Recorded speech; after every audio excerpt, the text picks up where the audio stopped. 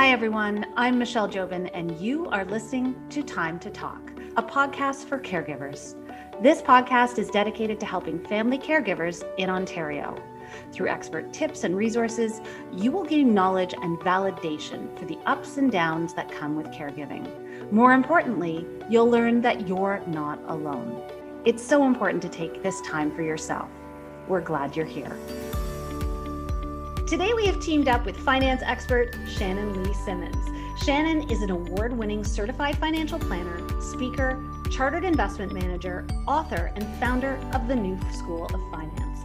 Her two books, Worry-Free Money and Living Debt-Free, are bestsellers. She is a personal finance writer for the Globe and Mail, as well as CBC Radio's Metro Morning's money columnist and financial expert on the Marilyn Dennis Show. Shannon, thank you so much for being here today. I am so looking forward to this conversation. Yeah, thanks for having me. I want to start with a term, and that is financial literacy. How do you define that and why it is important, not just to caregivers, but to everybody? That's a great question, because I think we hear the term financial literacy tossed around a lot. And I think it does mean something different to everyone. So I've been on the front lines of financial planning for over a decade. And I think to me at this point, financial literacy isn't about like knowing what the definition of like a stock or a bond is, or how that works and all the intricacies of the stock market or the bond market or the debt and everything. I think financial literacy to me means that you have the confidence that you can make good financial decisions as long as you get certain pieces of key information and that you feel empowered that you have the resources available to get the information you need to make those choices. Because I think it's impossible for us to know everything about money. I don't even know everything about money. There's new financial products that come out every minute, new online banks, everything. You can be an expert in all things money, but not know, how many sweepstake points are on a Visa card that just came out from one of the big banks, right? So it's not about those kinds of details. It's about feeling like you are able to navigate your financial life and you have the tools and just need to know what information you need to get. So I think that's the literacy piece.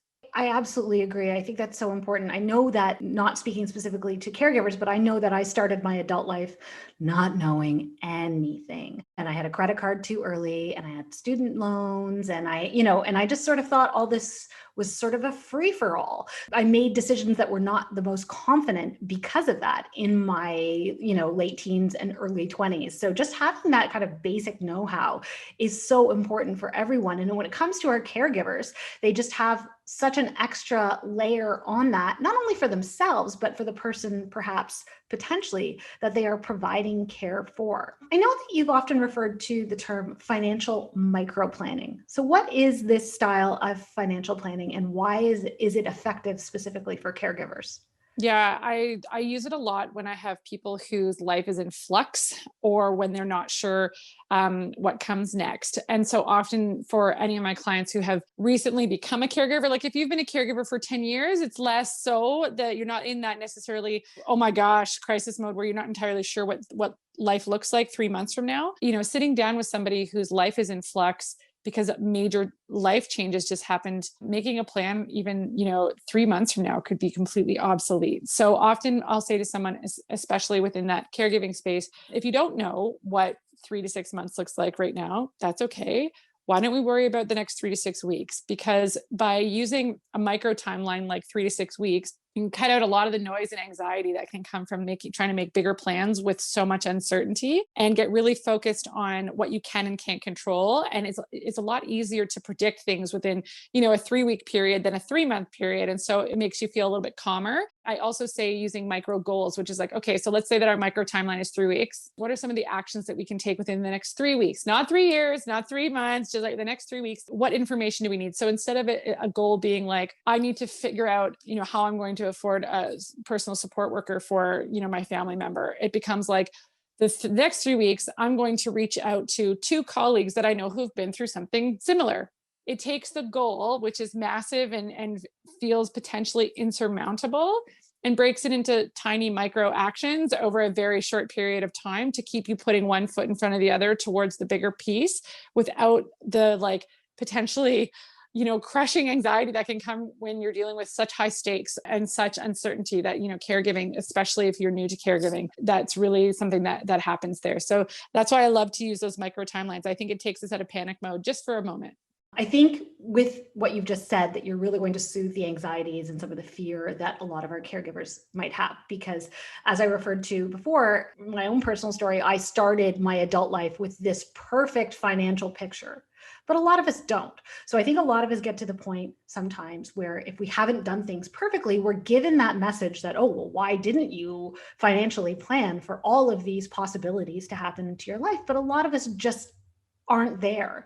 So I think your suggestion of making things into these bite-sized manageable chunks where we can, okay, let's tackle this, then tackle this, then tackle this, is a really great thing. I think it's so overwhelming. And so it kind of takes away that feeling of overwhelm. And I think that it gives people a purpose where you can actually take action. Cause sometimes it feels like you might be spinning your wheels if there's so like this mess is so big and so deep and so tall, like I don't even know where to start.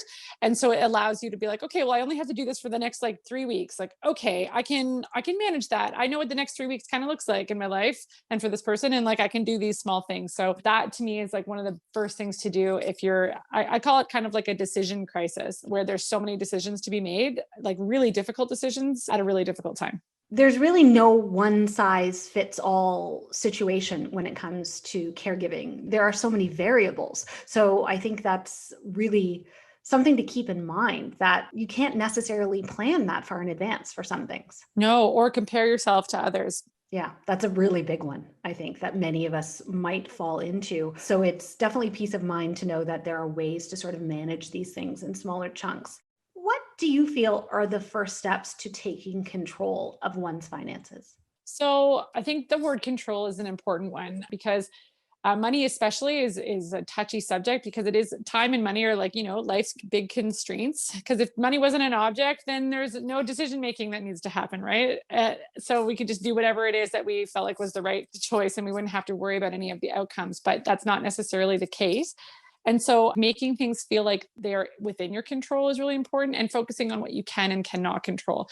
So in order to get control of your finances, you need to first of all figure out what is within your control and what isn't within your control, right? So I'll do a big example and then I'll break it down for somebody who's in a caregiving position. So for example, this is something that even if you're not investing, I think the analogy works. You can control how much money goes into your retirement account every single month. So you can, you can do your budget, you can see, and you can set up an automatic transaction, but you can't control what the stock market's going to do. So there is a lot of things in money where there are some things that are within the realm of things that you can do something about. And then otherwise you just have to surrender to the randomness and have faith in the long-term plan. And so on like a very micro level, the first steps to getting control of your finances, I think, is to sit down and look at it. And I know that sounds so silly, but for so many people, I think if you're not in a great financial situation, then often looking at your finances. So, the analogy I used to use is like opening the credit card statement, but that's like, not a lot of people open their mail with the credit card statement anymore. So what I mean now is like logging onto your bank, looking at the transactions, dealing with that money piece. Fear is huge. And when you're in a position where your life is in flux and you're anxious, adding one more layer of anxiety about your financial situation feels like, nope, I'll deal with that later, because the fear of it is so great. And so a lot of times what I'll say is like, how like in the 80s with like the monster and like a Stephen King movie or something, once you actually see it, you're like, oh, it's just bad CGI and it's not that scary. It was way more scary in my head. I feel like money often is very much like that. We build it up in our own head so that we don't want to look at it. We don't want to deal with it. And it's scarier than we think. And then often, most times what happens is we map something out and someone's like, oh, well, I didn't realize I still had options. I thought I didn't have options. And that's because panic makes us have this like black and white trade-off thinking. So the first thing you want to do is like map it out. You need to figure out what's coming in, what's going out. I know, again, like that sounds simple, but looking at all the income sources that are available to you. So are there government programs? Is there anything like that you can do to increase and boost that money that's coming in? And then looking at all of your expenses, where is my money actually going? Like, where does it go? And where do I think it has to go now that I'm a caregiver and now that I'm in this new situation? What actually changes? Because again, the fear of, oh my gosh, I'm going to go broke, or I'm going to be destitute, or I don't know how I'm going to afford this. Maybe there are ways that you can, and maybe it's not as scary as you thought, or maybe it's just different than what you thought. And so actually taking the time to sit down and map out what's coming in, what's going out, and what do I think is going to change is the first step to getting control. Because once you have those three pieces of information, you can start to make plans. Without those three pieces of information, it's all up in the air and everything continues to feel like it's spiraling. Yeah, I think the conscious act of sitting down and actually looking at the numbers, whether it's on an app, because there's so many of those available today, or some online banking, they have the ability to break down how you are spending your money, or do old school like my dad used to do and write it all out. He had a ledger book that he kind of kept track of everything. It's really a conscious choice that you can make to kind of just not being like covering your eyes and throwing money or credit into the universe and not really looking at the repercussions of it, I guess. Yeah, I think that can often, when we're in a situation where we're feeling worried about money, not paying attention to money makes things astronomically worse, because you're layering on that, oh my God, what if, without, because you're not sure if, I mean, maybe it was totally fine and maybe like there's no reason to worry about the money that you just spent. But if you don't know, every transaction feels crippling and terrifying. The Ontario Caregiver Organization has created a series of free webinars to help caregivers in their role. From financial planning for caregivers to mental health, these webinars provide support and resources to caregivers across the province on a wide range of topics. Our goal is to help ease the everyday stresses and challenges of being a caregiver. You're not alone. We're here for you. Register for an upcoming webinar today at ontariocaregiver.ca. Let's dig a little deeper in terms of how things might break down for caregivers. What are some potential financial red flags that caregivers need to watch out for? So I often use the analogy of like, being on a plane, and how, you put the mask on yourself first and then you help other people. And I think that being a caregiver, I think that's a very, like, financially speaking, I think that's an important piece there, because you're not going to, the whole reason in the plane that that's happening is that you can't actually help someone if you are not on steady ground yourself. If you can't breathe, you can't help someone else. And so with your money, it's the same. If your financial life falls to pieces, then you're not going to be able to provide that caregiving for too long, because you're going to fall apart too. Because our financial stability means that we are less stressed, we have less on our plate, we have more coping skills, we have a lot more patience, we have not as much anxiety by the time you even just wake up in the morning. So your capacity to help others is there and greater. Whereas when we're in scarcity mindset all the time, which happens when our finances are in flux, we don't have those coping skills. We have black and white trade-off thinking. We are not taking care of ourselves. So I think that knowing what those red flags are is a way of almost like self-care for somebody who's a caregiver. And I would say the first one that I would say is just doing a gut check with yourself. So let's assume that you know what's coming in, you know what's going out, you know what the expected costs are going to be. You've got like a plan. Okay, so you've taken that first initial step and you've got this plan about how you're going to navigate it over a short period of time on our micro timeline. How do you feel? And I don't know that we think about that with money a lot, but I think we know more about, like, intuitively about our money than we give ourselves credit for. So if you've done the work and you've made the plan and everything feels like it's still terrifying or not okay, then that's a red flag, because it doesn't matter what the numbers say. If you feel scared and afraid all the time, that's going to breed resentment and it's going to take up headspace and bandwidth for patients. So how do you feel is really important. So if you feel really scared and negative, then the work isn't done on the financial plan, the plan's not working, and we need to rejig it. So number two, I think the other thing to check in is with the actual numbers. So are you in a situation where you're taking on debt? And I think that taking on debt should be a red flag. And that doesn't mean that you need to stop or that you can't do it, but I think you need to pay a lot of attention. So if you're going into debt, how long? Is it a short period of time? Okay, so if it's a short period of time, so I'm going to go into debt, it's going to be this much. I know it.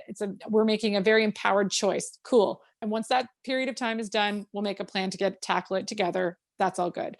So I'm not saying that debt is like, oh my gosh, that's it, you're done. I'm just saying you should be paying close attention to how long that's going on for. Is it indefinite? Because that's a big problem. If you have an indefinite shortfall, then bigger pivots in your life need to happen to like make room for this new life that you are now living. And then the last one I think you need to look at that long-term trajectory piece for yourself, because even though a lot of it is out of your control still, depending on how old you are, like if you're 5 years out to retirement, it's a bit more predictable. But if you're 20 years out to retirement, I mean, so much could change in your life over 20 years.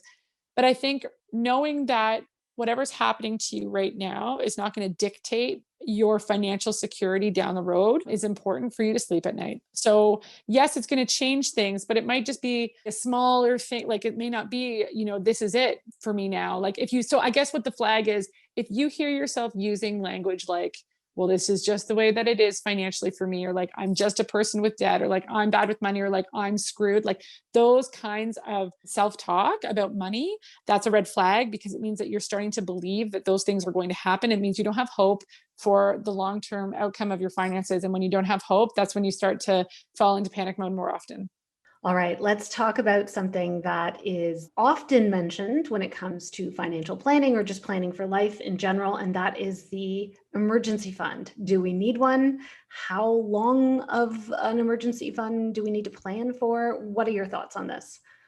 I have a couple of answers here. So I can give you the one I'm supposed to say, which is like, 3 months of expenses saved up for a rainy day plus insurance. But if you're in a situation where you mentioned this earlier in the show, if you haven't done that and you're in an emergency, like me touting about an emergency fund at this point is completely useless and shameful almost. So it feels shamey. So I will say this: if you're listening to this podcast and you have the ability to build an emergency fund, that's wonderful. I think emergency funds are like a warm blanket of calm. They make you feel like you are in control in a way that nothing else can. So I think and they keep you out of debt. That's the whole purpose of an emergency fund, is to keep you out of debt. So if you are in a situation where you can build one up, I often don't think that there's like a certain number, because what you might need in your emergency account is totally different than mine, right? So the cost of my life, my expectations, what's coming in is different. So I would say you want to get yourself to a situation where you could essentially live your life without any money coming in whatsoever for like 6 to 8 weeks. So like 2 months, that would be, if you can get yourself to that point. And that's basic life. That's not like, takeout. I'm talking groceries, gas, and like your bills. And if you can get to that point, let's say it was like $5,000 or something like that, then at that point, I kind of think of that $5,000 as like your cushion. It's like, that's your new zero. And then the other strength to do here is like, then just at that point, you just make sure you're putting a small amount into that account every month, like say $50, $100, whatever you can afford, $20 above that new zero, because things are going to come up and you're going to use it. So I had this one client who, dutifully put aside $50 a month, and then came to me, a year later and was like, oh, I'm so frustrated. Like, I've been putting my $50 aside into my emergency account, but then like, my laptop broke, and then this happened, and this happened. And so it's like, it's still at $5,000. And I was like, yay, it worked. And he was like, oh, I didn't think about it like that. So like the whole point of putting money in there is to use it for an emergency, so you don't put it on debt. And so that's the kind of two parts that I think about emergency funds. Emergency accounts are one of the most important things I do with financial planning with people before they're in an emergency or before they're in a crisis. That's really the point. If I can get to people before they're in a crisis, that confidence will carry them through that crisis. But if you're in a situation where you're in a crisis or you're in a financial emergency and you don't have that emergency account, that's okay too. Lots of people don't. They're really hard to build. They take time. It's not like someone just wakes up and has like 2 months worth of living expenses in their savings account. So if you're in a point where that is, then I would start to look at like, okay, well, what savings are available? Are there any savings? And then is there access to something that's like, a lower interest line of credit if it's a true emergency, borrowing on that and trying to avoid credit cards at all costs if possible.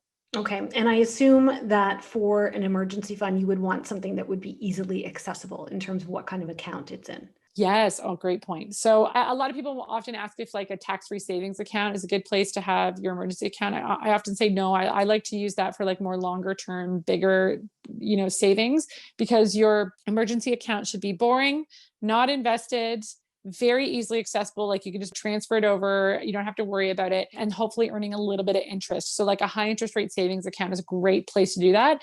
And because interest rates are fairly low, you don't have to pay tax on interest under, I think it's like $50 or something like that a year. And you're not going to be, your emergency account isn't going to be like your retirement account. So it's not going to earn that much interest every year that you have to worry about it being in a taxable place.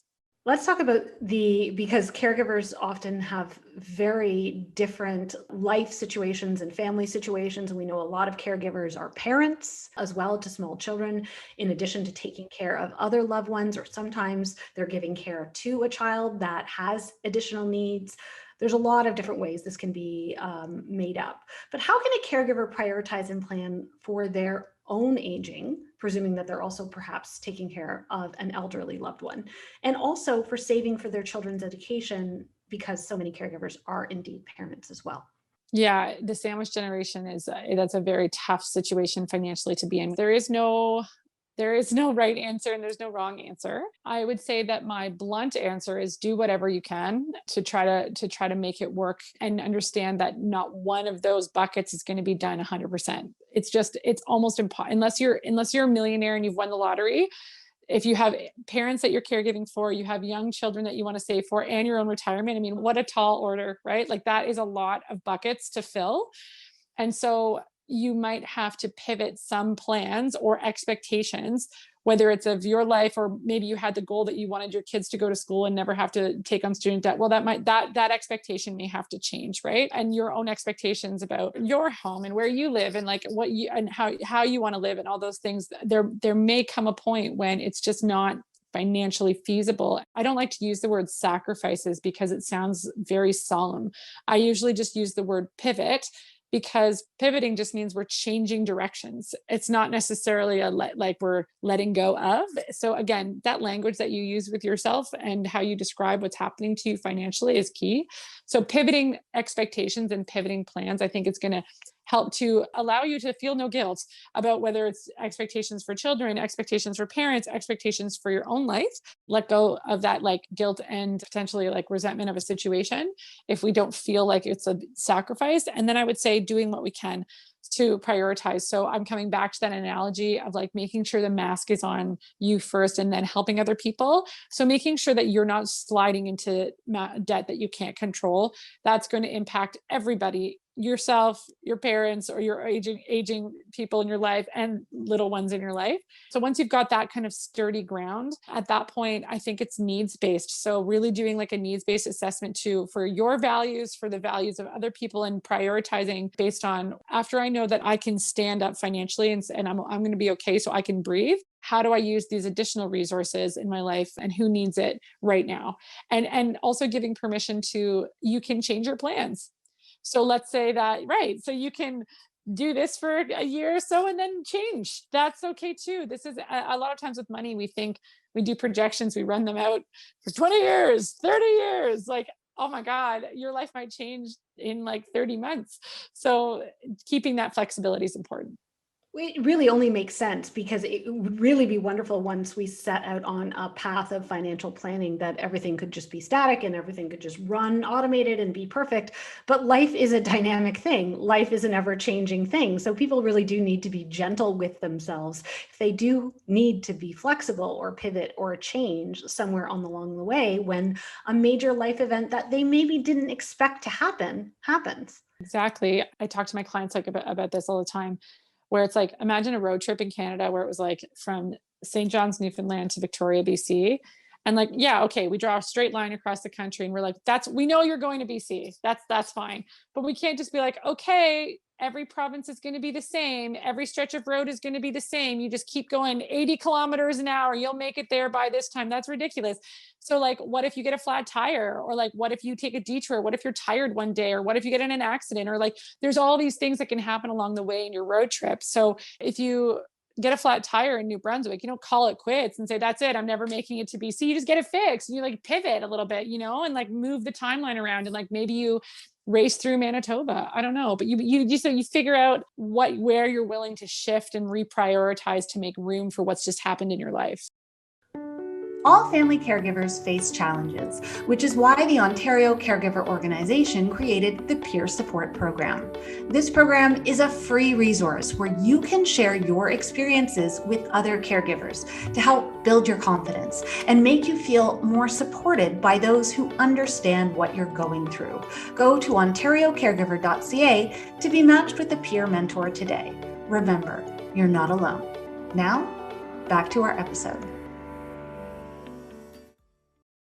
You mentioned earlier that when people are looking at what resources they have or what might be available to them, that there may be government benefits or grants or money available, I might not be using the right term, that are available. So do you have any advice perhaps on those, or what sort of tax benefits, for example, that caregivers can take advantage of? Because these can make a huge difference. Yeah. So the first thing that I would say first and foremost is anybody who's a caregiver needs to have a good accountant who understands their specific situation. So you need somebody who specializes. So finding other people in a similar situation to you, asking them who they use to do their taxes and whatnot, hugely important, because that person is going to make sure, like there is something called like the Canada Caregiver credit, which is a newer tax credit in Canada. And there are other benefits. But the thing is, these benefits and credits change with the budget, right? So it's possible that 3 years from now, listening to this, that credit might have shifted names, or it doesn't, or it's worth more now, or it's worth less more. And there could be new grants, and those things change every year because of political parties. And so you need to have a professional in your life who gets it, who understands and is up to date, so that you can trust that they're the person that's like, hey, you need to apply for this. This is what we need to make sure you're getting this benefit. And the other thing I would say is making sure that you're hooked up with some sort of association. One place that you trust that is almost like an important resource, that if there are new grants or programs or tax credits that are out there, you know that you're going to hear about it. You're subscribed to a newsletter, so that you don't have to feel like the whole weight of making sure that you're in the know of all those programs is on you and you alone. And so like, delegating that to a professional and delegating that to an association that you trust, I think are two things that can take the anxiety out of that. And then making sure that you've applied for all of those at tax time. Do you have any specific budget tips for caregivers? I think the specific budget tip would be for anybody really, try not to go into debt. So really trying to focus on bringing money in, and the money that's coming in is enough for you to keep your head above water. I think that's our number one, like, basic. And so how do you do that? What if you're not breaking even? So like, what are some of those more like, reduction in expenses? A lot of times people will financial experts will focus on, I call it the latte factor, but there's a lot of like shame and blame around like spending money frivolously on like pizza or takeout or whatever. But over the years, I've learned that making hard rules for yourself, like, okay, well, this used to be a thing, but now with the pandemic, it's not. But, people used to be like, I'll make my lunch every day and I'll never go out for lunch. Like that was like a huge one before. And now I find those kind of hard rules for yourself can help people, but also really hinder them and make them feel like failures. So whenever I'm trying to reduce expenses with somebody, I go through all of the list of their expenses that they have. And we kind of look at them in two different ways. So there is expenses that are fixed. So like your rent or your mortgage, your cell phone bill, like maybe some minimum payments to a student loan or whatever it is that you're paying, the things that you have to pay, whether you like it or not, like you can't really get out of them, car payments, that kind of thing, insurance. And then there's the spending money, which are things that are maybe not optional. You still have to buy groceries, you still have to buy gas, but they change week to week. Like you don't really know what your grocery bill is going to be like 3 weeks from now, but you know what your rent's going to be. And so like so it's not optional, but one of them is flexible, and it changes, it can't be predicted, and then the other one can. And I go through and I rate these on a scale of like 1 to 5 for, like, I call it emotional return on investment. So is spending money on Netflix, for example, do you get like a high emotional return on investment from that? Or like, have you not logged in for 7 months? Someone's like, that's a 5 out of 5. It's my entire life. Okay, great. But we're not going to cut that. Right.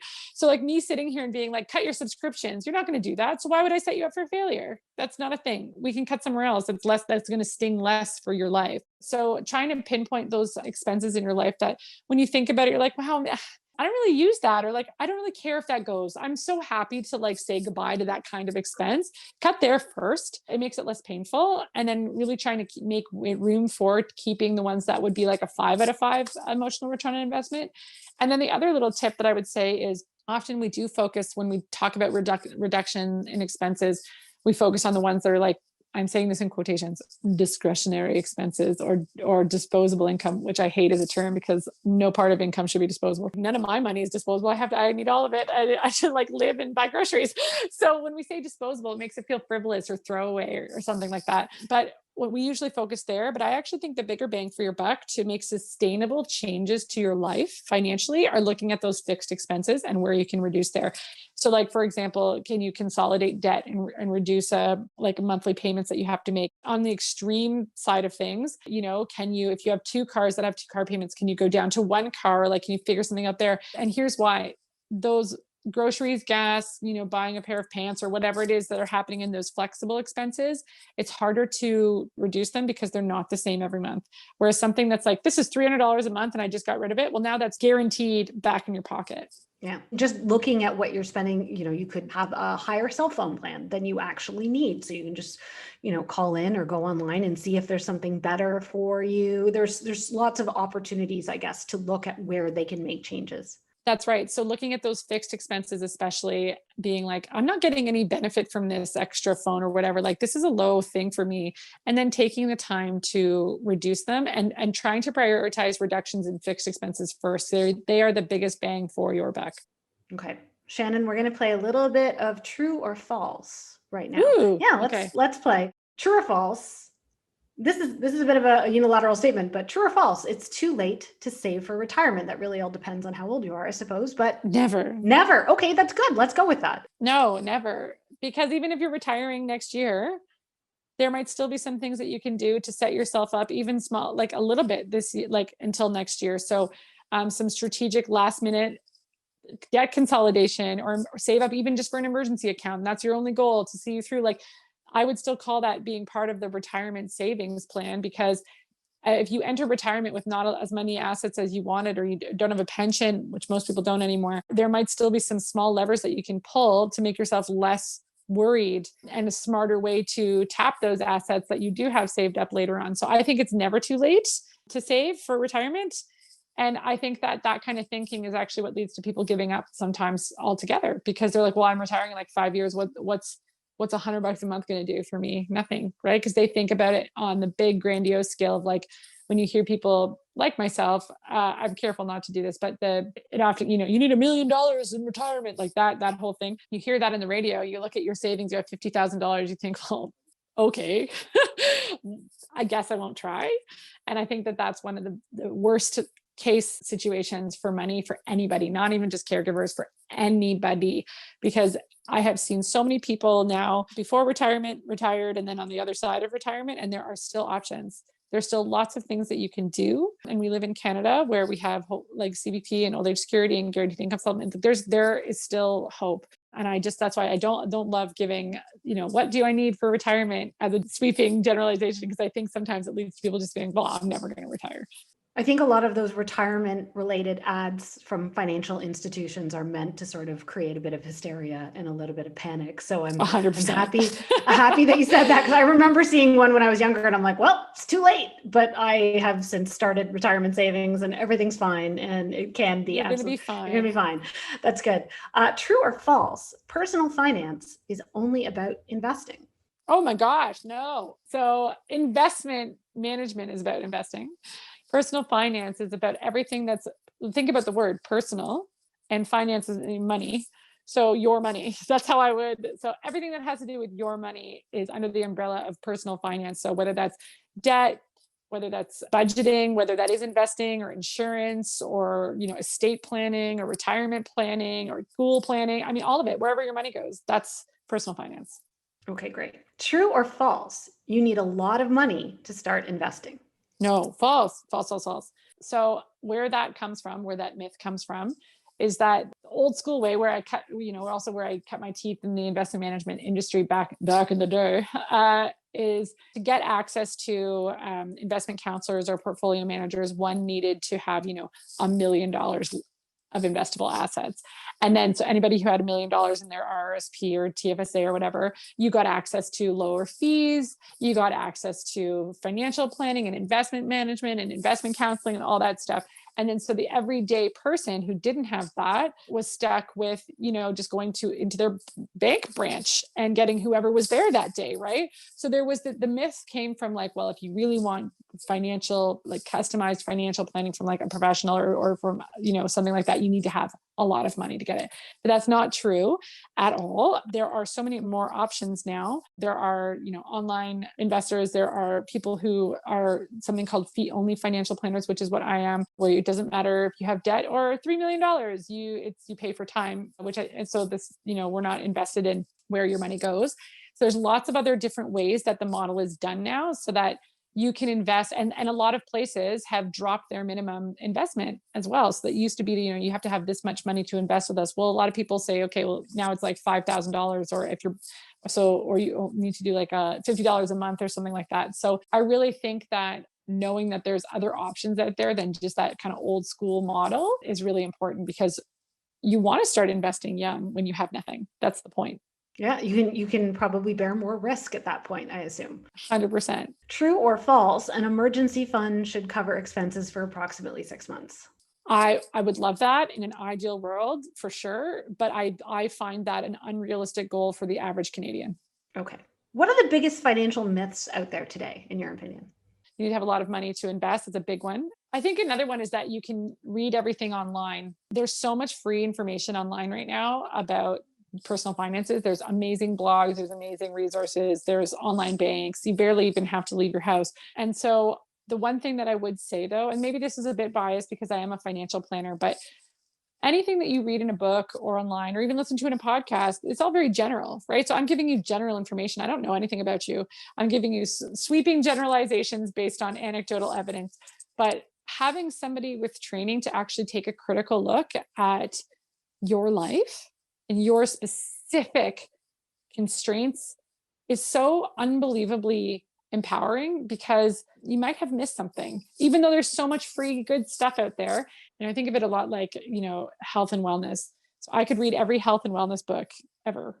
That doesn't mean I'm going to do the yoga pose correctly without someone being like, no, your hip is wrong here. And I don't know that. I can't see my own blind spots, right? So it's like, I think maybe that is what I would say is like, I think becoming financially literate, you absolutely can do on your own. Once you have that level of literacy that makes you feel confident, getting that like customized plan is really what's going to slam home for the lack of anxiety. And having another set of very skilled eyes on things. That's right. There just might be something that you miss. So it makes a lot of sense to me. I wanted to come back to something really specific to caregivers. Really, it does touch on what all of us will go through, I think, eventually, but many caregivers are caring for an individual who is elderly or passing. What do caregivers need to financially think about when estate planning?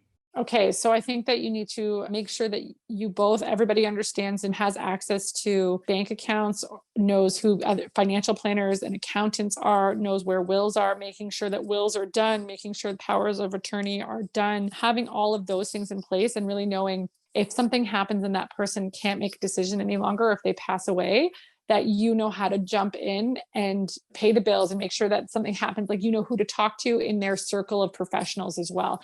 It's so important to do that. So banking, passwords, all that kind of stuff need to be shared now.